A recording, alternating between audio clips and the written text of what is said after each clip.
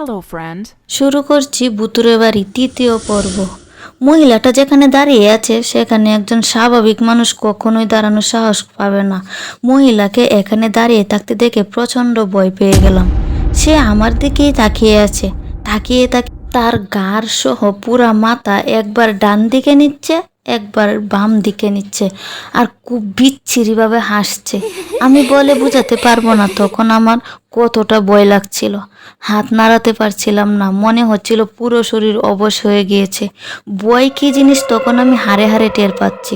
মহিলাটা ঘাড় বাঁকা করে হেসেই চলেছে, আমি আর নিতে পারছিলাম না। এদিকে যার সাথে কথা বলছিলাম সে শুধু হেলো হেলো বলে যাচ্ছে, আমার মুখ থেকে কোনো শব্দ বেরোচ্ছিল না। আমার আসতে মনে হচ্ছিল শ্বাস বন্ধ হয়ে যাবে। মনে মনে আল্লাহ আল্লাহ করছি আর শরীরে সমস্ত শক্তি দিয়ে চিৎকার দিলাম মা বলে। তখন জ্ঞান হারালাম। জ্ঞান ফেরার পর দেখে গর্ভবতী মানুষ। আম্মু বলল, তোর গুঙ্গানির শব্দে তোর ছোটো ভাইয়ের ঘুম ভেঙে যায়। তুই নাকি জানালার সামনে দাঁড়িয়ে ফোন কানে নিয়ে গুঙ্গানির মতো শব্দ করছিলে আর কাঁদছিলি। তারপর তোর ছোটো ভাই তোর গায়ে হাত দেওয়ার সাথে সাথে তুই জ্ঞান হারাস। তারপর ও আমাকে ডাক দেয়, আমি এসে দেখি তোর এই অবস্থা। সকালে তোর দাদা দাদি ও তোর কাজিনদের ফোন করলে তারা চলে আসে। তারপর আমি আমার আম্মুকে রাতের সব ঘটনা খুলে বলি।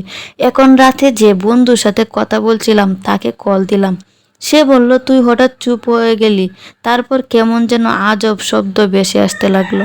আমি ভাবলাম নেটওয়ার্ক প্রবলেম, তাই কেটে ঘুমিয়ে পড়েছিলাম। এই ঘটনার পর স্থানীয় যে মসজিদ আছে সেখানকার ইমাম সাহেবকে শুরু থেকে সবটা ঘটনা বলি এবং তাকে অনুরোধ করি আমাদের বাসায় এসে দেখে যাওয়ার জন্য। তখন তিনি বাসায় আসতে রাজি হলেন। সেদিন মাগরিবের নামাজের পর তিনি আমাদের বাসায় আসলেন। এসে অনেক দোয়া দরুদ পড়লেন, বাসার চারদিকে পানি পড়া ছিটিয়ে দিলেন। তারপর যাওয়ার সময় বললেন, এই বাসায় আপনারাই একা না, কেউ একজন আছে যার উপস্থিতি আমি টের পাচ্ছি, আর আপনারা এখানে থাকেন এটা তার পছন্দ না। একটা মিল্লাদের আয়োজন করেন, কয়েকজন হাফেজ নিয়ে কোরআন খতম দেওয়ান আর কিছু গরিবদের খাওয়ান, আশা করি সব ঠিক হয়ে যাবে। এরপর ইমাম সাহেবের কথা অনুযায়ী আমরা সব কিছু করলাম। এরপর মনে হলো আমাদের শরীর অনেকটাই হালকা হয়ে গিয়েছে, অনেকটাই নিশ্চিত হলাম।